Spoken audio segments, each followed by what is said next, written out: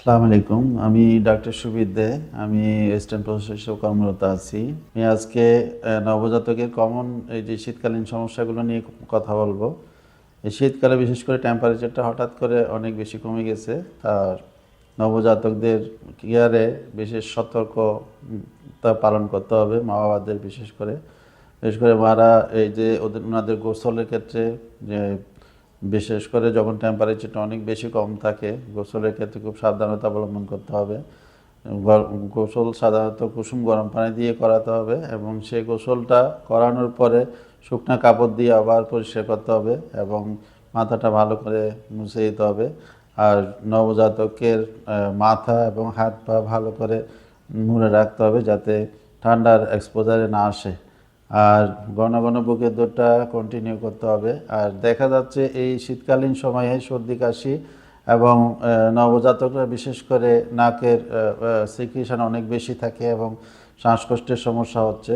তো মা বাবাকে সতর্ক থাকতে হবে যাতে ঠান্ডার প্রকোপ থেকে বাচ্চারা মুক্ত থাকে এবং বাচ্চাকে নাতিশীতোষ্ণ এবং বেশি শীত বেশি গরম মাঝামাঝি অবস্থায় টেম্পারেচারে কেয়ার করতে হবে এবং ভালো করে র্যাপ করে রাখতে হবে, মাথায় ক্যাপ পরাতে হবে, হাতে মোজা এবং পায়ে মোজা পরাতে হবে এবং বিশেষ করে নাকে যদি সিক্রেশন থাকে পরিষ্কার করতে হবে। নাকে হোমমেড কিছু সিক্রেশন পরিষ্কার করার জন্য কিছু জিনিস পাওয়া যায়, সেই ক্যাপ বাবলগুলো দিয়ে বাচ্চার নাকটা ভালো করে পরিষ্কার করে দিতে হবে। বিশেষ করে মাকে বা মা যখন বাচ্চাকে ব্রেস্ট ফিড করাবে তার আগে নাকটা পরিষ্কার করা উচিত। এবং শ্বাসকষ্ট যদি বেশি হয়, যদি বিপদ চিহ্নগুলো ডেভেলপ করে, বাচ্চার শ্বাসের কারণে যদি বাচ্চার নীল ভাব ডেভেলপ করে, ঠোঁটের চারপাশে এবং হাতে পায়ে নীল কালার হয়ে যায় এবং অক্সিজেনের মাত্রাটা কমতে থাকে, সেই ক্ষেত্রে অতি সত্বর কাছাকাছি ডাক্তারদের এবং হাসপাতালে শরণাপন্ন হতে হবে।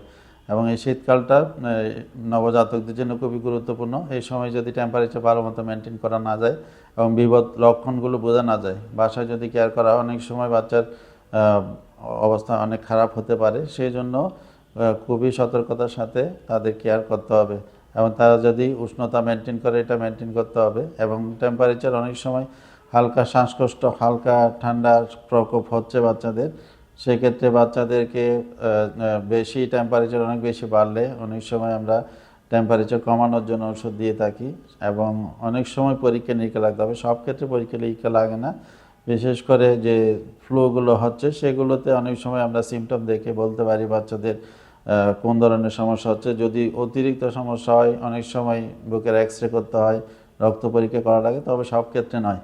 এবং তাদেরকে যাতে ব্রেস্ট ফিডিংটা অ্যাডিকুয়েট হয় সেটা খেয়াল রাখতে হবে এবং এদের যাতে হাইড্রেশনটা ঠিক থাকে এটা খেয়াল রাখতে হবে। এবং যদি বিশেষ জরুরি অবস্থা ডেভেলপ করে, যেমন খিঁচুনি ডেভেলপ করে, এক্ষেত্রে অনেক সময় হাসপাতালে ভর্তি করা লাগতে পারে। ঠিক আছে। আর এখানে আমাদের বেটার লাইফ হাসপাতালে নবজাতকদের চিকিৎসার জন্য একটা বিশেষায়িত ইউনিট আছে, যেটা হচ্ছে আমরা এনআইসিউ বলি, নবজাতকের বিশেষায়িত চিকিৎসা কেন্দ্র, নিউনেটাল আইসিইউ। সেটা অতি ইকুইপড, এখানে সব যন্ত্রপাতি আছে। আপনারা এই বাচ্চাদেরকে যদি এখানে ভর্তি করেন, অনেক সময় যদি বিশেষ জরুরি দরকার লাগে, লাইফ সাপোর্ট লাগে, অনেক সময় সিপ্যাপে কেয়ার দিতে হয়, অনেক হাই ফ্লো অক্সিজেন দেওয়া লাগে, সব ধরনের ব্যবস্থা এখানে আছে। এবং যে ফটোথেরাপি, অনেক সময় জন্ডিসের মাত্রা বাড়তে থাকে। নবজাতকের দুই ধরনের জন্ডিস হয়, একটা হচ্ছে ফিজিওলজিক্যাল জন্ডিস এবং প্যাথোলজিক্যাল জন্ডিস। ফিজিওলজিক্যাল হচ্ছে প্রতি নবজাতকের 72 ঘন্টার পরে এক ধরনের জন্ডিস হয়, যেটাকে আমরা ফিজিওলজিক্যাল জন্ডিস বলি। সেটা নর্মালি সব বাবুরই হয় এবং এই ক্ষেত্রে গায়ের রং হলুদ হয়ে যায় এবং এই জন্ডিসের মাত্রাটা আস্তে আস্তে বাড়তে থাকে এবং 10 থেকে 14 দিনের মধ্যে এটা আস্তে আস্তে কমে যায়। এই জন্য বিশেষ কিছু করতে হয় না। অনেক সময় আমরা মায়ের বুকের দুধটা ঠিক মতো খাচ্ছি কিনা এটা খেয়াল রাখি, হাইড্রেশন ঠিক রাখা হয় এবং সূর্যের আলোতে প্রতিদিন সকালবেলা 15 থেকে 20 মিনিট ধরতে বলি। এরপরও যদি জন্ডিসের মাত্রাটা অনেক সময় বাড়ে, সেই ক্ষেত্রে ফটোথেরাপি দেওয়া লাগে।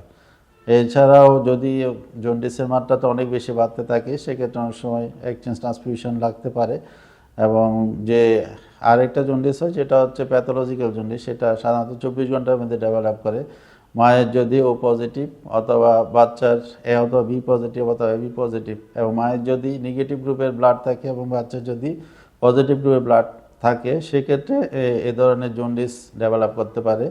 সেটা প্রথম 24 ঘন্টার মধ্যে বাচ্চার গায়ের রং হলুদ হতে পারে। ইভেন বাচ্চা জন্মানোর আগে মায়ের পেটে জন্ডিস ডেভেলপ করতে হয়, সেটাকে আমরা প্যাথোলজিক্যাল জন্ডিস বলি। সেক্ষেত্রে খুব দ্রুত বাচ্চাকে হাসপাতালে ভর্তি, বিশেষ করে নবজাতক আইসিইউতে ভর্তি করানো লাগে এবং এদের বিশেষ চিকিৎসা লাগে। ফটোথেরাপি দিয়ে শুরু করতে হয়, অনেক সময় রক্ত পরিবর্তনের প্রয়োজন পড়তে পারে। ধন্যবাদ সবাইকে।